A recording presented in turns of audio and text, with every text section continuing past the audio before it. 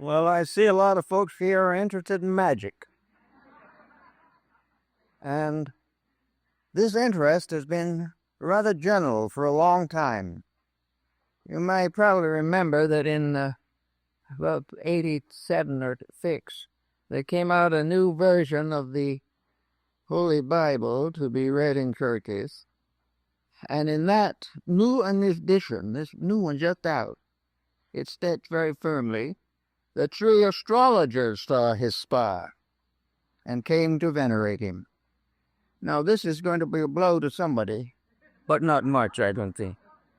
It's really more important to save the civilization than it is to quibble. Now, the astrologers were magi, and the magi of Persia were the source of practically all of the esoteric tradition that drifted into Europe. They were very wise in many things, and their wisdom went back a long way. And among their various achievements were not only astrology and divination, but also a series of very practical discoveries and explanations that will be of service to us today. 3 forms of magic were recognized: white magic, a sort of gray-colored magic, and black magic. The Magi of Persia were essentially white magicians. They used their arts and their wisdom and their skills for the service of humanity. But like most ancient nations, they had their problems. In the old days, the contact of the human being with his environment was very hazardous. There was no philosophical background to depend on, no regulated theology to lean upon. Each individual had to face the problems of life with whatever courage or insight he possessed. And early in the development of early civilizations, there came around the idea of a medicine priest, a priestly clan, which is perhaps best known for its part in the development of the American Indian structure in North America. It was recognized that there were holy people born with a peculiar gift of some kind, and these holy ones became priests. Now, they were not priests as we would know them now. They were not ordained to a ministry or something. They were priests because they could talk with the elves or with the spirits, or they could see things that others couldn't see, or they could find out where the buffalo were.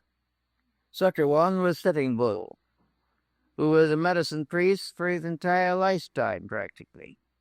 And all that time he lived with one small tribe, and he predicted for them, and he worked with their sick, and he prepared them for their journey into the afterlife.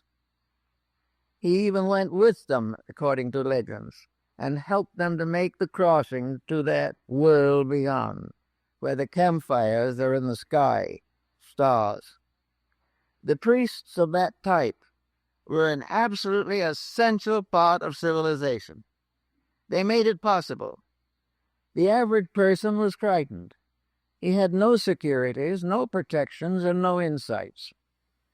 He had to depend upon something, and that something was early the medicine priest. Now, the medicine priest, in turn, had to depend upon something. He had to depend either upon the insights which he possessed within his own nature, or make use of symbols and figures and signs and various talismans to enforce his beliefs or teachings. Not very long ago, we noticed in one of our prominent journals a whole page devoted to the classification of available charms that you can buy right now. These charms will do almost everything. They will help you to face the future, or they will take care of housemaid's need. Whatever you may have, you can get a charm for it. An exposition was made in London, a survey was taken, and 40% of the London school children carried charms with them every day. Now, because we still have the uncertainties, and in these critical times, the uncertainties become more immediate. probably we were never as troubled as we are today, even in primitive times. In those days, we didn't know enough to be troubled as we are now. But we are finding more and more that we are not able to handle the situation. We cannot cope with the skullduggery that is going on in society. And the average person, like the average primitive human being, must seek some solace, some consolation, and some source of inner strength. Out of that came the most interesting of all art, perhaps, fetish art. Art to convey to the individual a certain strength due to its own designs. The Egyptians were masters of fetish art. So were the Gnostics. Most of the Oriental people are strongly developed in it. It is to carry something, have something, say something, know words or formulas by means of which you can meet unexpected emergencies. Now, the attainment of this type of security is, of course, open to considerable psychological speculation. It's very possible that the fact that we believe in the charm gives it an efficacy, that we believe in it and we gain a strength from our believing. We support a weakness in our own nature and are able to face things a little better or a little more securely than we could without this symbolical help. Now, objects around the people in early days were used for making such charms. The turquoise charms of the American and Central American Indians also drifted into Tibet and were used for all sides of medical, spiritual, ethical problems. We also noticed another peculiarity. Nothing in its native state is magical. It has to have something done to it so that it becomes something different. And I saw a very good example of that on Navajo Reservation. 2 little stones, about the size of a nickel each, were very pretty little stones. The children played with them. But then came the time when something was necessary. A new charm had to be fashioned.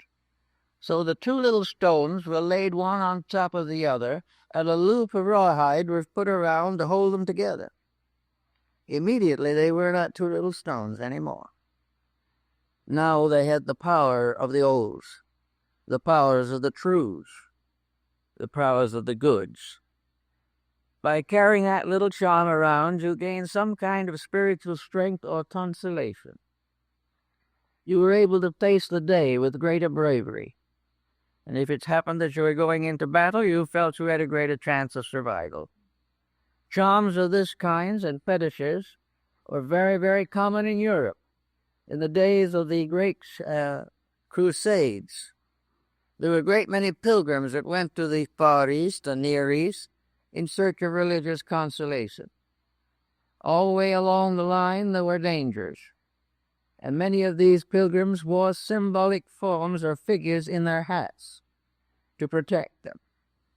First they began by using gold or silver medals attached to the hat, but many of them were held up and killed for the gold medals, so they became finally merely paper symbols.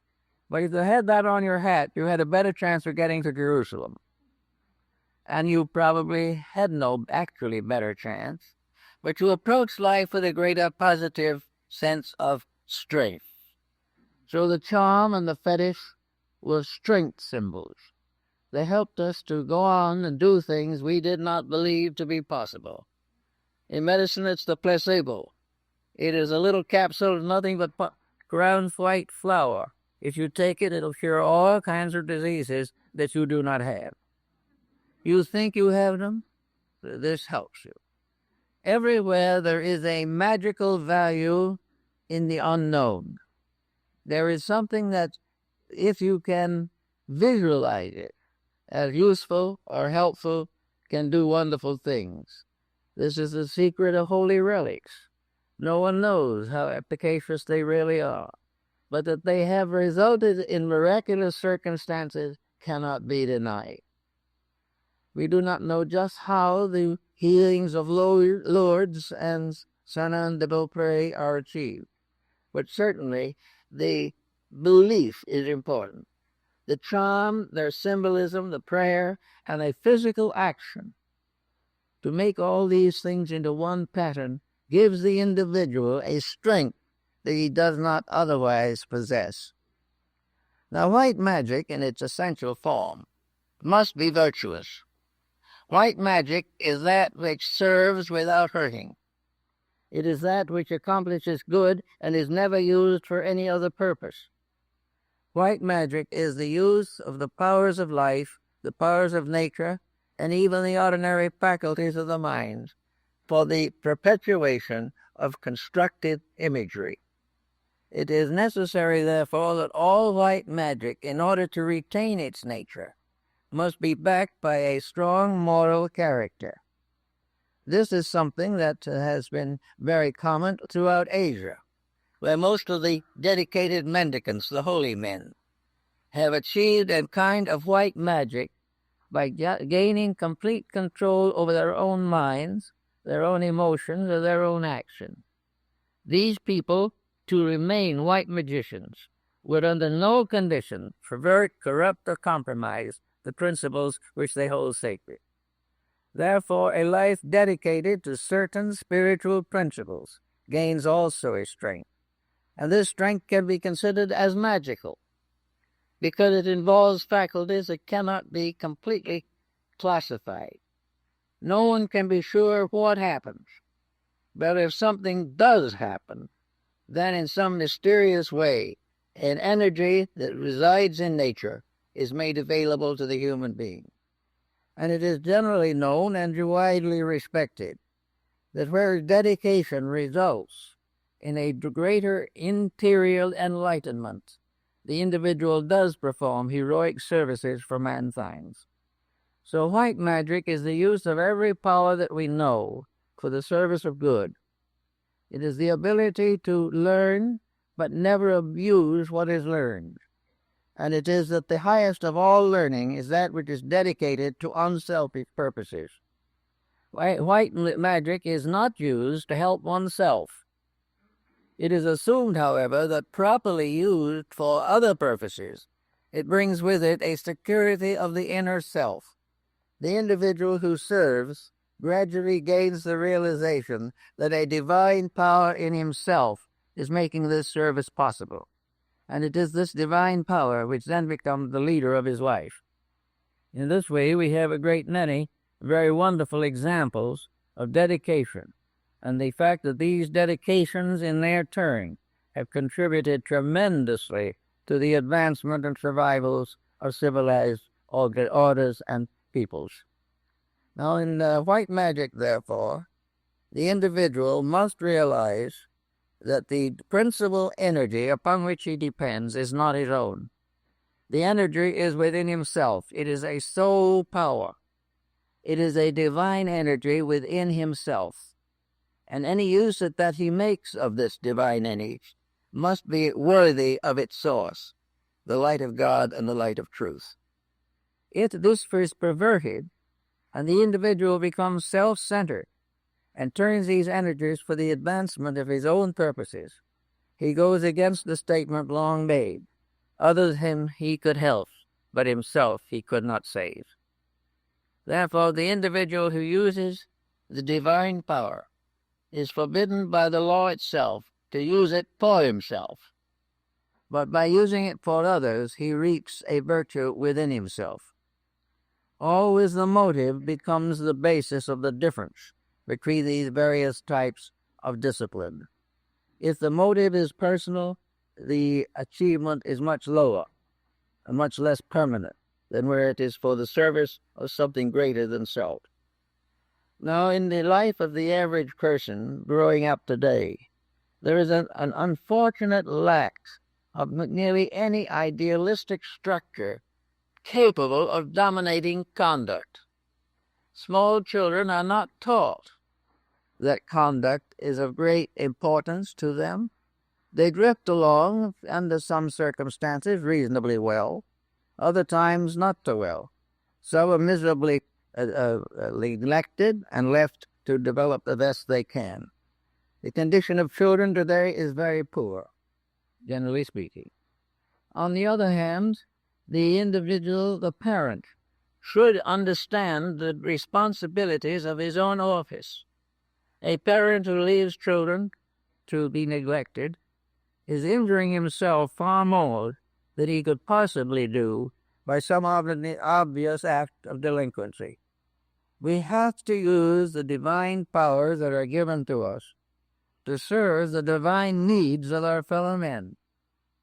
We must use them as they were intended to be used, not to make life more comfortable for ourselves, but to make life more important for those in great need. We have today a world in great need. We have hundreds of millions of people on the verge of starvation. Therefore, it becomes particularly unfortunate in these days to use the needs, sorrows, miseries, and sufferings of other people as the basis of improving our own economic condition. This is not good white magic. White magic is also the development of the love principle. Actually, as Plato pointed out, the end of all wisdom is to understand faith. It is to understand the real, deep relationship between the human being and his creator. And this relationship is divine love. And this divine love is transmitted from generation to generation and from level to level of culture to become the basis of personal and impersonal affection. There is love of God, love of country, love of beauty, love of family. There are all kinds of affection, but they are all, to a leisure, magical. Love is one of the great magical powers because it transforms the individual in whom it is real. When we really love someone, we cannot abuse them, we cannot cheat them, we cannot do things to them which will be to their detriment. Therefore, love carries with it sacrifice for a cause, sacrifice for a loved person, sacrifice for love of God, sacrifice for love of country. All this love is unselfish. And as far as it's unselfish, it's white magic. If it becomes selfish, it turns gray, and if it's selfish enough, it will turn black. But in the normal, proper way of things, it should be just a little off-white. Occasionally, we can be excused for a minor slip into something of a personal nature, maybe a little too much so. But for the benefit of the world in general, a person who loves truly is an asset to his world and is strengthening himself above any discipline that he might take to improve his character. So we have now the basis of white magic: service, sacrifice, and dedication. We have the individual using the power of God for the good of man, using the mysterious resources of the universe to make life happier and safer for those who live with us and for those who come after us. This means that the true white magic has to be the result of a considerable internal insight. The individual must really and surely believe that the energies, resources, powers, and integrities that he possesses were given to him to use for a common cause. He used to be better not for his own sake alone, but for the world in which he lives. And if he becomes better, his world immediately improves. There is a mysterious magic here also. The complainer always lives in a poor world. But as he rises above his own limitations and transmutes his own attitudes, he suddenly finds the world is a lot better than he thought it was. Always white magic is the power to see good and to grow and to do things more effectively for the sake of humanity in general. Now we'll go to the opposite end of this and see what we can do with black magic. Black magic is another factor we've had with us from the time of the Greeks, Romans, Persians, and Hindus. Black magic has always been a source of fear, a source of dread. It has controlled people by terrorizing them. It has controlled individuals by threatening them with psychic forces or for psychic disasters. At one time, I knew a case in which an individual was nearly frightened to death because he belonged to an organization which he finally discovered was not what it ought to be. and he asked to resign and decided to resign. And he was told by a member of the organization that if he tried to resign or left him, he would be magically destroyed. He survived it, but it was a bad time for a while. Sorcery is also black magic. In old days, sorcery was often a black magician making a circle in the earth at the crossroads of two main highways, standing in the midst of his circle and invoking spirits with magic charms. Another favorite spot for this type of activity was the local graveyard. It was always assumed that the ghosts and the spirits were available, and most of the ghosts and spirits that appear in the old books are rather unpleasant-looking figures. Some of them are actually rather terrifying if you want to accept them literally. But it is also true that these spirits and these ghostly things were part of a way of controlling people. They were terrorizing many individuals, and even today among primitive people, or semi-primitive people, this terrorizing continues.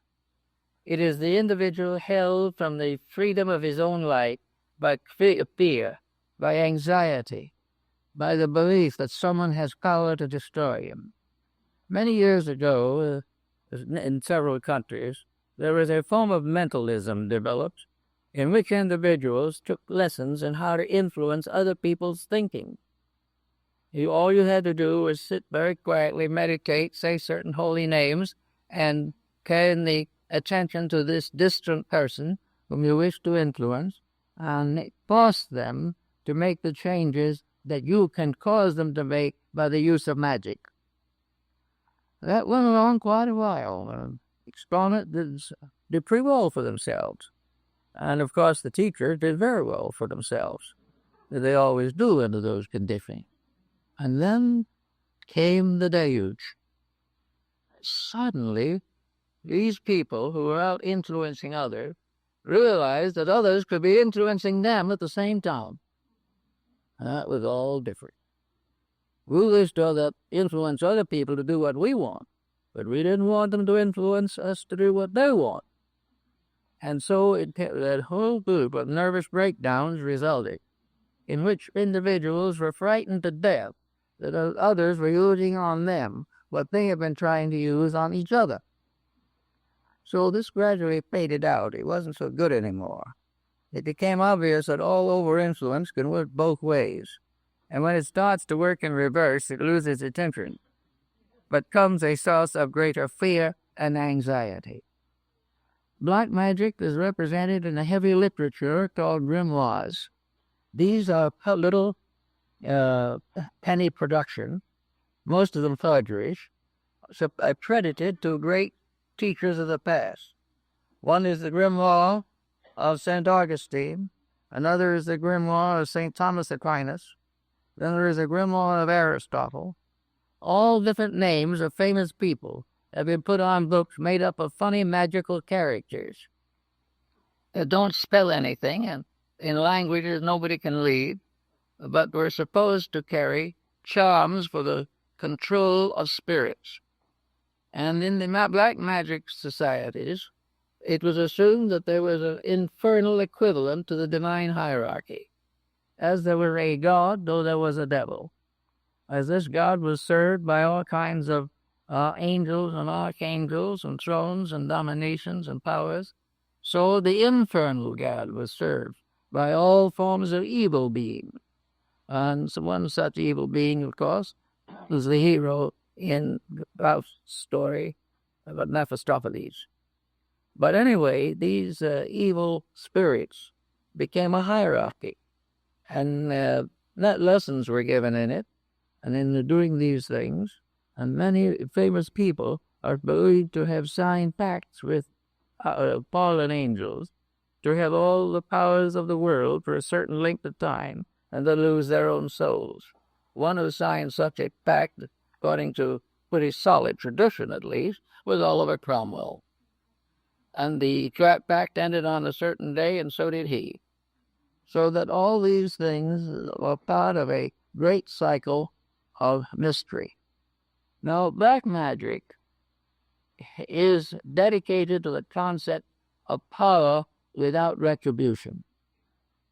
It is based upon the idea that it is possible for the human being to conceive and design and invent all kinds of mysterious things for unworthy purposes. It is possible for him to gather wealth by unfair action. And always with these things were little scribbles, little lines of mysterious characters in Greek or Hebrew or Senzal or Phoenician or something that nobody could read. Now this kind of brings something to mind that we don't think of very much. What are the great magical alphabets of today? Mathematics. All those formulas on the blackboards, on the institutes of technology, on mysterious abracadabra, understood only by those who have been students of the subjects. But out of these strange combinations of figures, numbers, various variations, come all kinds of strange things.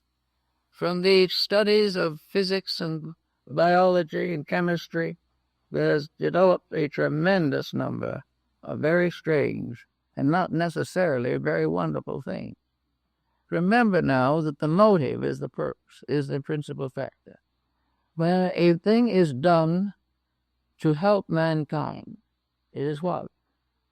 Where it is done to profit only individuals, or is made to damage some at the expense of others, it is black magic, regardless of whether it is on the level of banking or on the level of agriculture.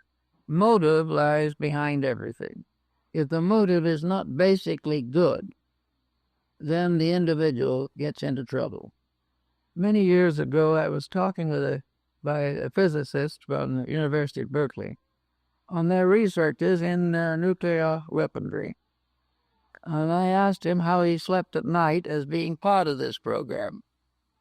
And he said very simply, he said, well, we don't have no responsibility. We invent, we don't use. If we invent it and somebody else abuses it, it's their fault, not ours. If they want to use it for war instead of for peace, we can't help it. The possibility of preventing it in the first place never occurred to him.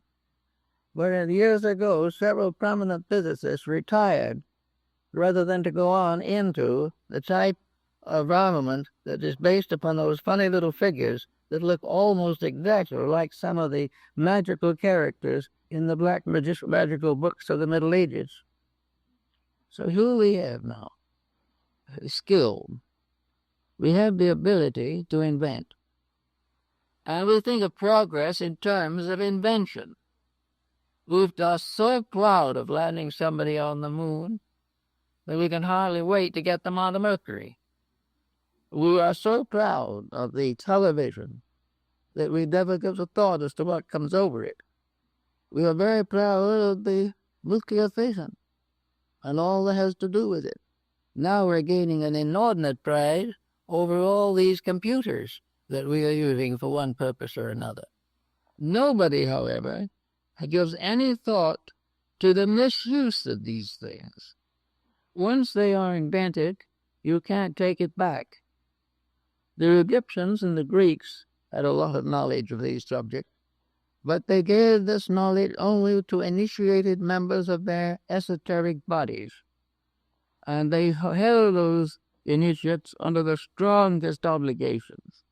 One simple slip of the tongue could cost the initiate his life if he was dedicated to the service of the temple. Whereas antiquity, it wasn't what you discovered, it's how you used it that determined what kind of a person you are.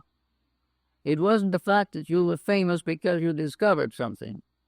You were famous because you contributed to the common good. That it was a better world because you had lived in it. Is that true? You had a right to have a statue in one of the present public buildings, but not simply because you discovered a better weapon with which to kill somebody else. So black magic is the abuse of knowledge, the abuse of the energies of light, the perversion of the principles of science, medicine, law, or religion. Black magic is the use of those values which are divinely available to us for purposes contrary to the will of God and the need of humanity. And where this happens, there's going to be trouble. There's going to be trouble because you can't break rules without hurting yourself in the long run. So here we now have a world which is largely dominated by the abuse of privilege, energy, and opportunity. We have a world made up of people who do not care what the consequences are. The only thing they want to do is to make an unreasonable profit over what they discover.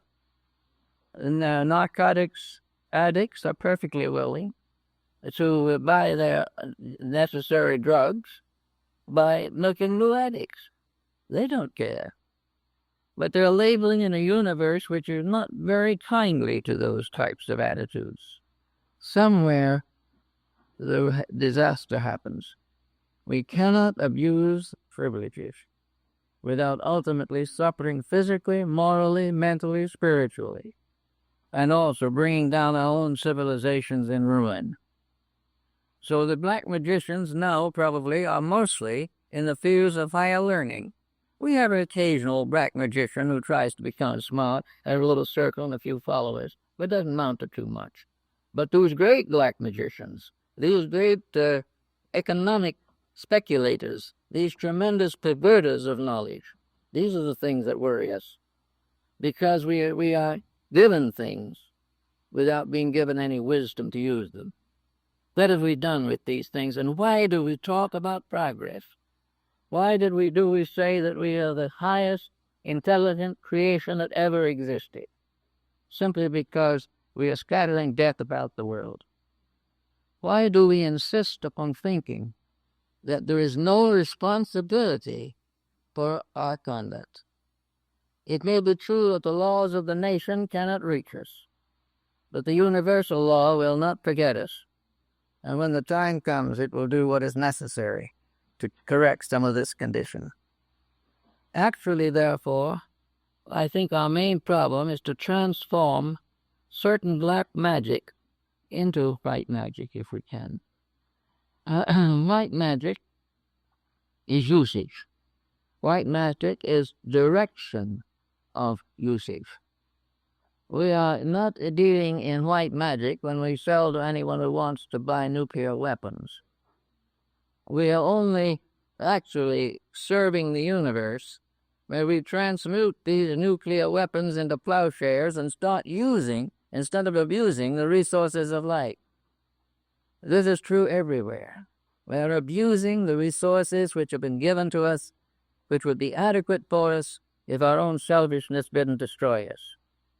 So black magic, in fact and reality, is the use of power to hurt. It is the use of position to enslave. It is to use education as an instrument of industry rather than enlightenment. It is a country which passes laws that are inappropriate to the needs of the people. And most of all, it is an example which we give to those around us of the abuse of divine privileges. Just as a neglected human being is a blot upon the memory of nature, so this constant abuse and misuse is a constant cause of sorrow and misery to all concerned. White magic is use. Gray magic is the misuse. Black magic is abuse. And those things will come back to roost. They always do. So we look around and we say, what are these wonderful, gracious gifts for which we are congratulating each other? Well, actually, we do not need to canonize the inventor of television at the moment. Their contribution to our enlightenment is mostly pathetic and apathetic. And being what we are, most people will not support anything better because they have no background for it. Why have they no background? Education has been used only to create selfish people. Our whole civilization is geared to concepts of gray and black use of the gifts and powers and privileges that we have received from nature.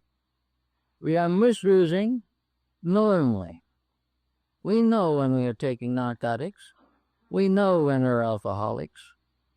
But we do not realize that there is something in us that is just getting into serious trouble. We think that it'll all end at the grave, that we'll all go to sleep with the ages and no one will know whether we ever lived or not. This is a really, to some, as a pessimistic view, but to a great number, it is an optimistic view. They definitely hope that their own careers will never catch up with them. But this is a false hope. In nature, everything has its payments.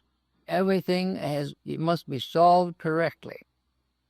So we say the old black magic was the time when they created various demons, where they burned cows at the stake because they were enchanted. And there they put people up in position and sentenced them to be burned at the stake or broken on a rack, simply because they were godly old people with bad memories. All of these things were looking after the smaller crimes.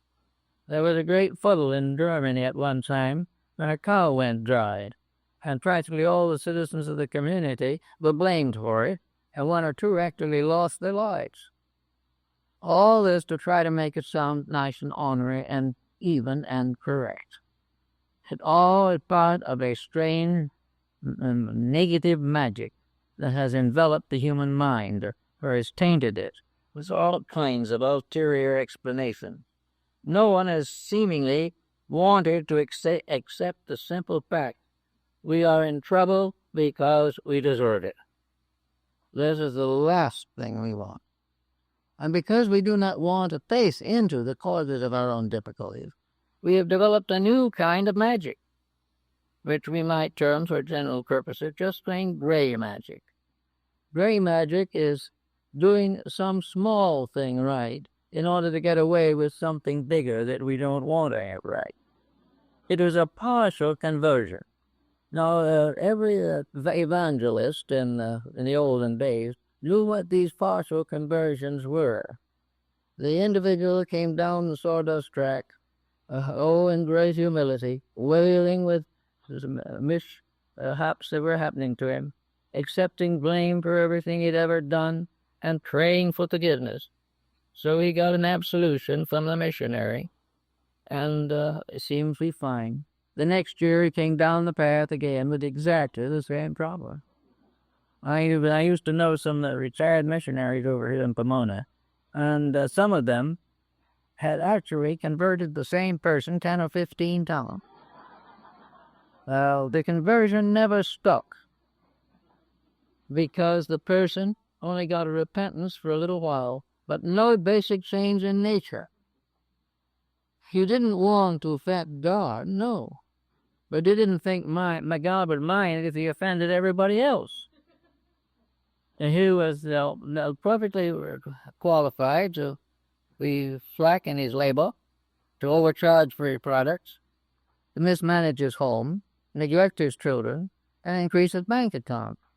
This was all that counted, and that and a good religious life. But there was no good religious life under such circumstances, so the conversions didn't hold. Now there are people all over the world today who are studying various forms of mysticism, metaphysics, idealistic philosophy, Oriental doctrines, and American Indian medicine principles, all kinds of things. And the studies are good. It's not important whether anybody else agrees with us or not. The real problem is, do we really basically do the thing we believe to be right?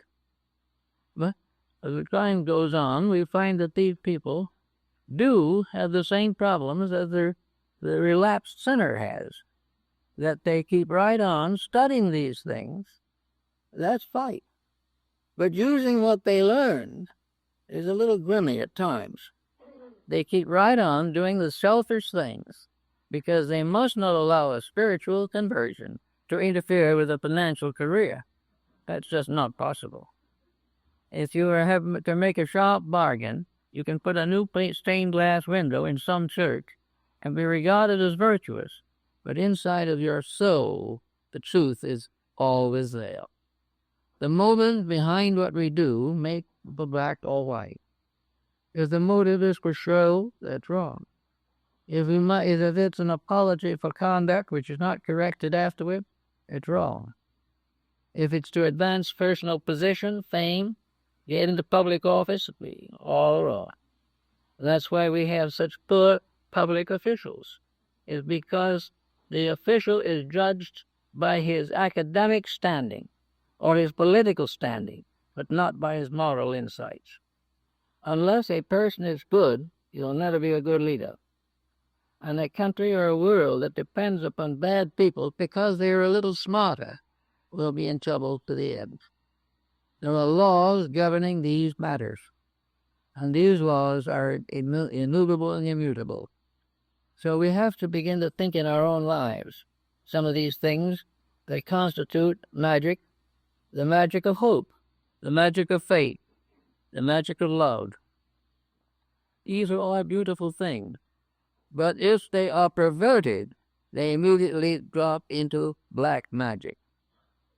The moment selfishness takes over a career, its virtues fade out.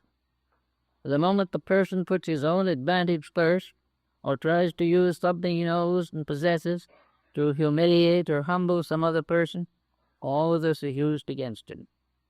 So they might say, how is it used against him? After all, one of these days he's going to depart, and nobody knows where he came from, and nobody knows where he goes. And for most people, nobody cares. But the individual must prove to himself that he does not survive, or all his thinking is not much good. If there is life after death, and the general consensus of opinion is that it is probable, there are only two ways in which we think of it, either as punishment or as reward. In black magic, the punishment is clearly shown. Every black magician must end by being dumped into the hell of his own devising. Every black magic formula, when its virtues are exhausted or its powers are limited, becomes the beginning of eternal damnation. The black magic magician doesn't labor from any false understanding. He knows that he's going to be like Faust in the story. He's going to have 20 or 25 years of the good life, and then he's going to be turned over to eternal punishment. Now, this is an interesting thought. Nobody much probably care much about that today. But what about narcotics? The individual who is in drugs is going to have highs and big moments for a few years, and then he's going to become a complete wreck. And no one knows what's going to happen to him after he leaves here. He is doing everything for this one great high. Well, that is very common in black magic. The success of the moment, the wealthy marriage, the big settlement, the tremendous raise or price of values. All these things are the big highs for which nearly everyone works. Nobody seems to pay any attention to the deep lows. When it comes to the low, the individual is assumed to gradually disappear, and we don't hear any more about him. But the old process goes on just the same. I think that the philosophies of old were much better to help people to live than the one-life doctrine that we have been nourishing so arduously recently, if we nourished anything. Of course, even materialism is not generally popular. Everything is questioned. And the most common question is, where do we go from here? A lot of people hope that we don't go anywhere. But it's so possible that they could be wrong. And if they are wrong, they've made the biggest mistake of all. And this is the mistake for which very few people are prepared. Therefore, the virtuous life, not a virtue in the sense just a plain lit goodness, but a deeply integrated, dedicated life, won't do any harm if there is no immortality, and will do a great deal of good if there is immortality. Socrates pointed this out very clearly. He would either go into silence forever, or he would find the answers to the questions that had never been answerable in the material world. So, a lot depends on what we think about that. I would say, generally speaking, that the average person is not really in very good condition to pass on with his present attitudes. Something has to be done about them. Now, the point of value is that whatever he does that improves him now. He doesn't have to wait till he's dead to get his reward. Integrities enrich character here and now, and the absence of them is a cause of constant consternation and dismay. Therefore, the white magic is something we should all definitely try to contemplate and cultivate. White magic is the individual using the divine power bestowed upon him by an infinite life, for the glory of that life, for the good of all creatures, and for the fulfillment of the daily purpose of human existence. We are here to do things that are worth doing, and whether we're remembered for them is not important. The thing that is important is the growth we make within ourselves. White magic is the basis of growth, and black magic is the basis of decay. That which neglects to grow falls behind. That which does not become better must inevitably become worse. So we have a span of years, like the mystery temples and schools of antiquity. We're all being initiated into a universal wisdom. It is around the corner. We have carefully avoided it. Why? Because it interfered with human purpose. Our whole idea of greatness was in terms of architecture and statuary. We wanted to have a statue in the Forum, and someone said to one of the Roman emperors, why is your statue not in the Forum? We said, well, I think I would rather that people ask why my statue is not in the Forum than ask why it is. And that's a good answer to a good question. But we are all interested in things that are not permanent. We all hope to get the house paid for before we go. We all hope to leave something to the children. We all do all kinds of things, but we do not really plan a life. We do not make a way of growth. We do not make sure that children are worthy of what we leave them. We are not sure that they will do better with what we have than we have done, which may not be very good. Everything is neglected in principle. And where success is achieved at the expense of principle, it's black magic. And black magic is punishable, not by the courts of law, but by the divine tribunal, or rather by the actual energies themselves that are locked within the living creature. We are all of us given a certain allotment. We have a life allotment of energy to do what we can for all we can while we're here. The idea of wasting this allotment in Las Vegas or something of this kind is very unrealistic. How can we really look around us today and say that we are better than our ancestors? We have in the last 50 years caused more trouble for ourselves and each other than occurred in the previous 2,000 years, because we have greater privileges. We have greater skills. We have greater knowledge. And always the greater evil comes from the abuse of the greater good. So we are now in a very shaky spot. Already we begin to see the ghosts of compensation and retribution arising. We have neglected the realities, and wherever this is happening, we have fallen into black magic. We are also always aware of these false leaders that have led us to punishment, that led us to death and war. But in our own little personal lives, we are leading ourselves in the same direction. We haven't the courage to stand up for principles. And if we do not stand up for right principles, we will fall under the penalties of the abuse of principles. Now, this is not punishment in the ordinary sense of the word. It is not something waiting to hurt us. It is not something that says an eye for an eye or a tooth to a tooth. It is not that at all. Compensation in this case is the inevitable reaction of action. It is law of energy and motion.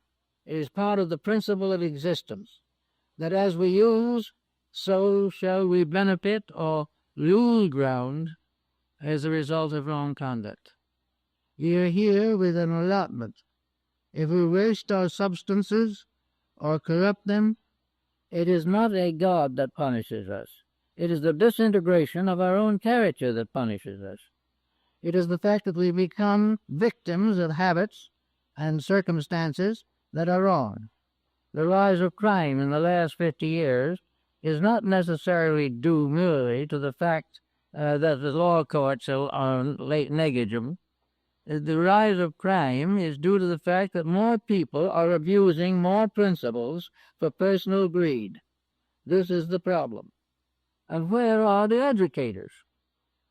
Why are we so proud of the individual who can speak Mongolian, but have no time to waste on an individual who can make a constructive contribution to society? Why are we so proud of ignorance? Most of our problems today are the consequences of black magic taking over the school system. The school system is now used simply to prepare more people to make the same mistakes we are making. We are supposed to prepare individuals to perpetuate our own greed and our own thoughtlessness and our own perversity. We are creating more dummies. And as a result of that, these young people, having no education, turn around and fall into every imaginable crime, which is not because they are necessarily delinquent children, but because they have never received a proper share of the responsibilities of growing up. Now, we can take this same symbolism and use it in connection with our own bodies.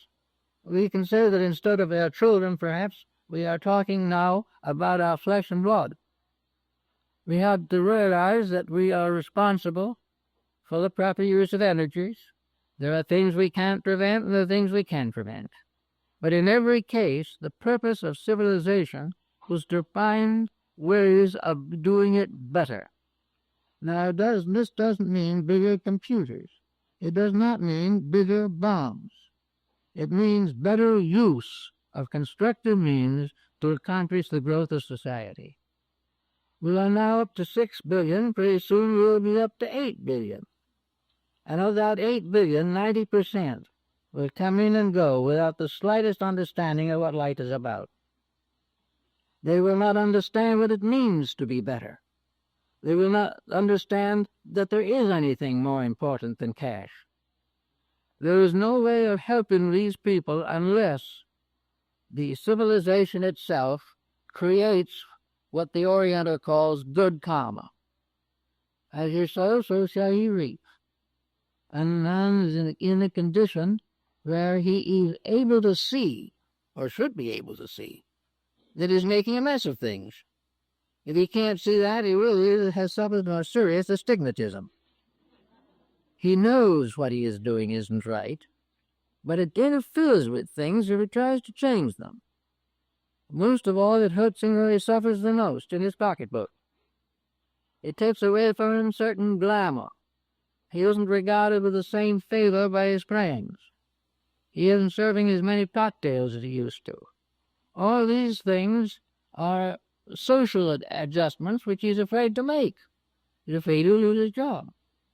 You've got to get to the basis of the situation, and for the average person of today, the basic change must come in the only place where it can come, and that is in the home.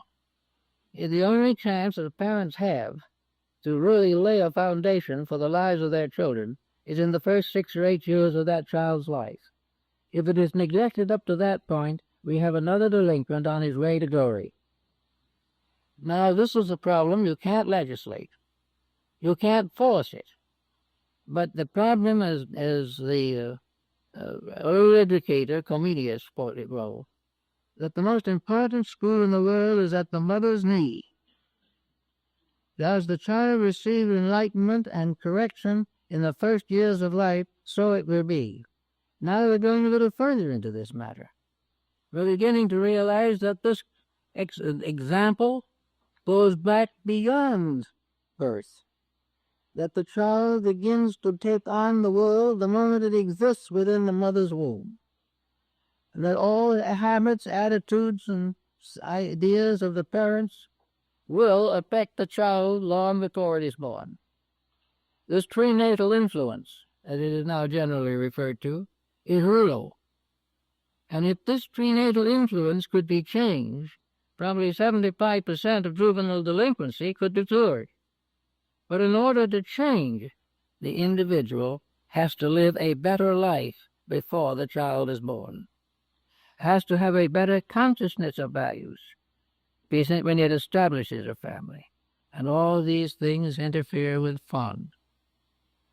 Actually, also, this type of fun interferes with survival. So we have a lot of things to think about in the use of these mysterious psychic forces, energies, these powers which we use in the directing of magic.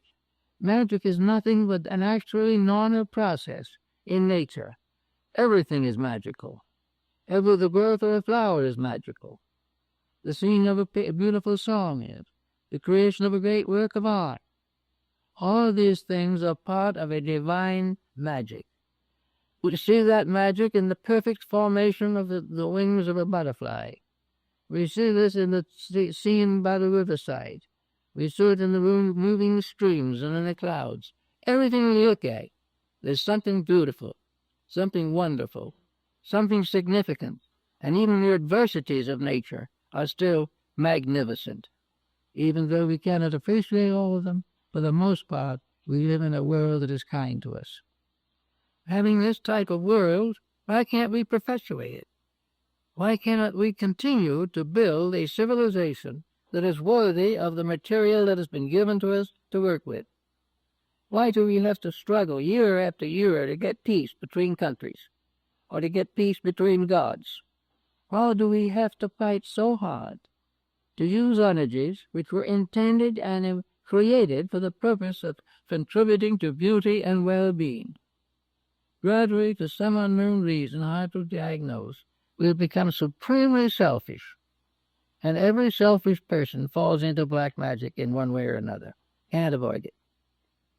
Because selfishness puts our personal desires in front of all other considerations in life. And the more we do that, the more trouble we'll be in. So we can sing what is gray magic now for just a few minutes. Well, gray magic is a kind of middle distance in which an individual can have a smug sense of righteousness where they're doing wrong, that they are just so perfect they can hardly stand it, but nobody can live with them. Gray magic is the realization of duty, but duty done so painfully that no one wants it done. It is actually the problem of covering a great deal of deficiency by a kind of light drama that I did my best. I tried hard, and everyone else suffered more than I did while I was crying. So we have people who are just trying to be good and making a miserable job of it. And it also seldom if ever really cleans up a disposition. The individual tries so desperately to be good may be the worst critic in society. They're always finding something wrong with others and giving thanks they are not like others. And the others wish they were anything but what they are. So gray magic is covering a deficiency without admitting it, or by passing over it lightly. The individual says, well, I can't be all bad. I pay all my bills, and I don't go in debt, or my wife and I go to church every Sunday. All these things sound as though the individual was doing pretty well, but he doesn't mention on the side that he's foreclosing a mortgage somewhere. That's just plain business. You don't flaunt that. So that the gray magic is a person who in some things actually behave pretty well, but is covering up something that he doesn't want to change. He doesn't want to be unselfish. He'll be a little bit unselfish. He'll buy a couple of tickets to the fireman's ball or something. But he doesn't really want to go all out for a better world. He wants to go all out for what he wants. And these people become more or less pacemakers. They're the ones that so-called respectable citizens copy and try to do likewise. So I say that gray magic is the covering of large faults with small virtues. It is the individual who hasn't quietly thought through his own personal attitudes towards life. He hasn't become truly honest. He's just honest enough so he won't get caught. The integrities of things are not what count. It's to be borderline, to get as close to trouble as possible and stay out of it. This type of thing, again, is energy. And the whole thing breaks down to one thing. We have one life. We have one life power. We have one tremendous energy. We have this divinely given spark of divinity within ourselves. We are therefore stewards in the garden. We are servants in the house of the Lord. We have this tremendous gift, the gift of divinity. We are divine. We are just as surely divine as the greatest star or the most distant and remote galaxy. Everything is life, one great life. And that great light is here and available to us and to lose with many promises of world peace, of better nations, better health, less poverty, less crime, all these things that would come from doing it right. And white magic is nothing but the acceptance of the responsibility of God-given life, and that this responsibility is something we must face and we must fulfill. And sometime we will be weighed in the balance like the Egyptian in the papyrus. We shall be weighed in the balance, and we must be considered and judged to be just, to be right. And we must try in our own lives to manifest these things, because every misuse is an inescapable defect. We never get away with it. It may disappear in a mass of circumstances, and we may never see it again, but it's there. And the only way that we can do that is right is to build up our treasures where thieves cannot take them away. We'll end thievery when we are rich in values that nobody can earn except ourselves, and no one can take away from us but our own compromises. So we go back and we see the old-timers. We see the magicians of old. We see the witch doctors was mumbling with their bones. We see the courts of Europe, each with a magician, to attempt to achieve what the lord of the house wants. We see everywhere a belief, and we are told now that we must be more careful and not have so many superstitions. These superstitions are not good for us. We shouldn't believe in fantastic things, like astrology. Astrology is making headlines right at the moment. And you might remember Theodore Roosevelt always had his horoscope on the wall over his desk. All kinds of things like that. And we get worried about this. But we're not worrying as to where the heavy water goes. And we're not worrying properly about what is being done to end various religious confusions. God made one energy. And it's whether a Christian, a Muslim, a Buddhist, a Jew, or a Chinese is embodied in the physical form, but that same one spark of divinity is in every living thing. And regardless of any other thought, that spark of divinity is the basis of a comradeship that can never be broken. It is the basis of an infinite understanding that must come. Maybe not right now, but it's got to come. Because there is only one life. There isn't one life for one sect and another life for another sect, nor is there a God for one sect and another sect. There are 72 names of God, but only one God. Everywhere We must find these values that are deep enough to rescue us from the small, petty injustices that we constantly wreak upon each other. We've got to find out the facts of life. And where we will pick up a dish of food to eat, this is magic. The digestive system is a mystery we can't solve very easily.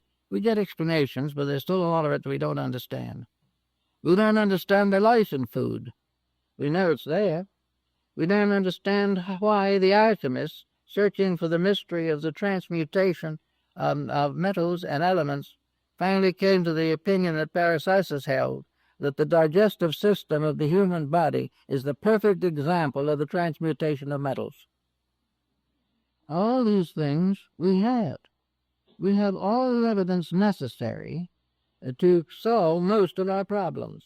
We won't understand everything, but we would be able to make such improvements as would put a world into existence that we have never thought even possible. But we just drift along, toying with the small circumstances of life, wasting time. We're not educating ourselves. We're not doing anything that we really should be doing. That is, in the majority. A few understand and are working very hard, and it's nice to know that they're increasing in number every day. But they're not a majority as yet. But we're looking forward to a new century in which other things will happen. But in order that they must happen, more people must now and here take on the responsibilities of intelligent living. To make things worthwhile is finally to give the supreme happiness. A peaceful world in which everyone is doing the thing that he believes, everyone living well with all others, all feuds and jealousies gone, is to bring paradise to earth, and it can be done. But it will only be done when we use the divinity in ourselves to release the God in us into manifestation in the world around us. It is the God in us that must take over the management of our personal lives. And when it does so, it will show this management constructively and properly with the management of all other lives. There is no division of truth, and there is no union of error. The truth can be found always to build and increase and add. Error is forever dividing, separating, and tearing down. We can never bring error together, but we can bring one truth into manifestation. And when we do that, we will have a far better world and a better chance for the peace that we seek for.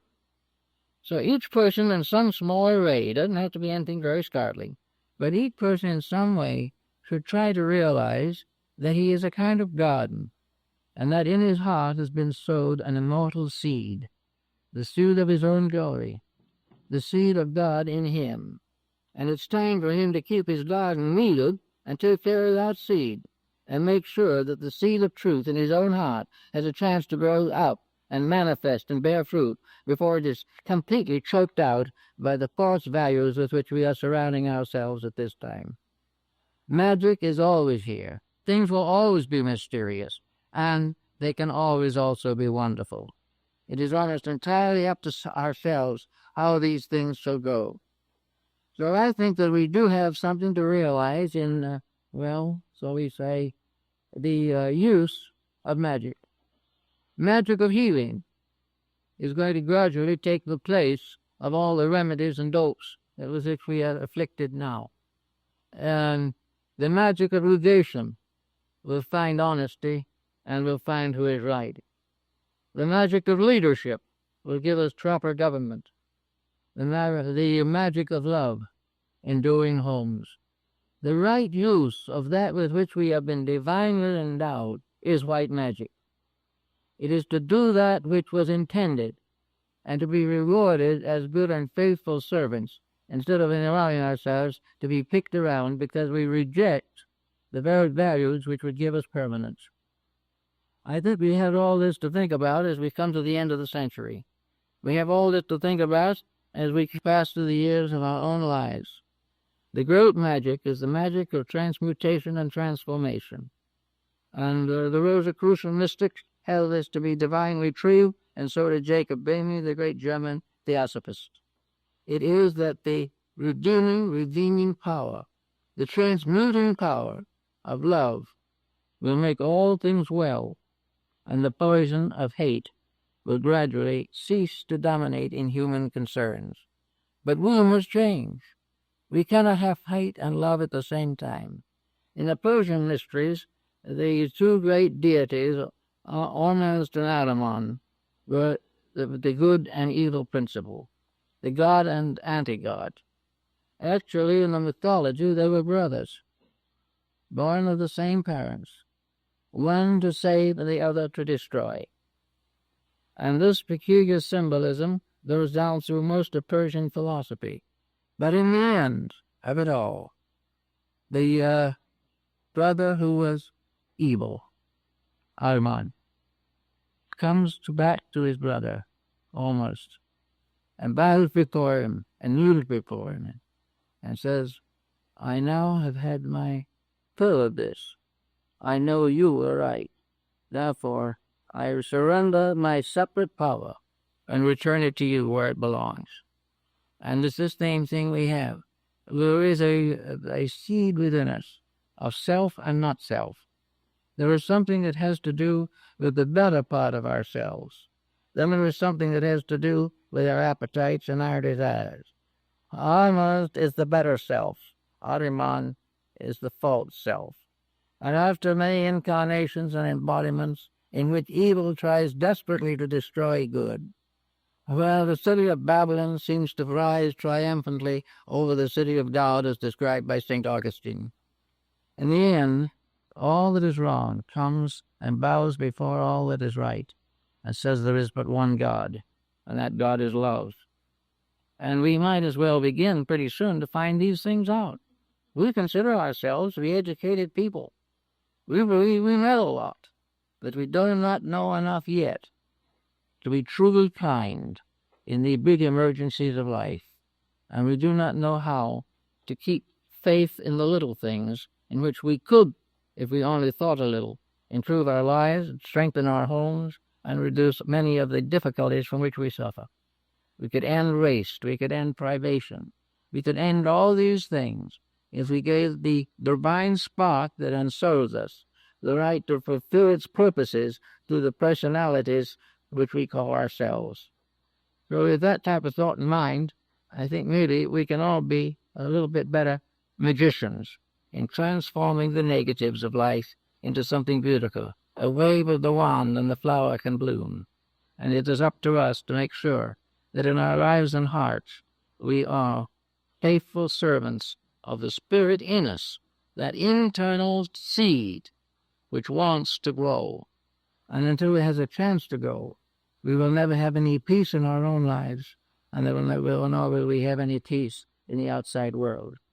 That which was created in us flows through us into all others, and the Word that was made flesh becomes the Word that is made soul, and as soul it becomes the universal healer, the medicine, the hope of nations. Well, I guess that's it, folks.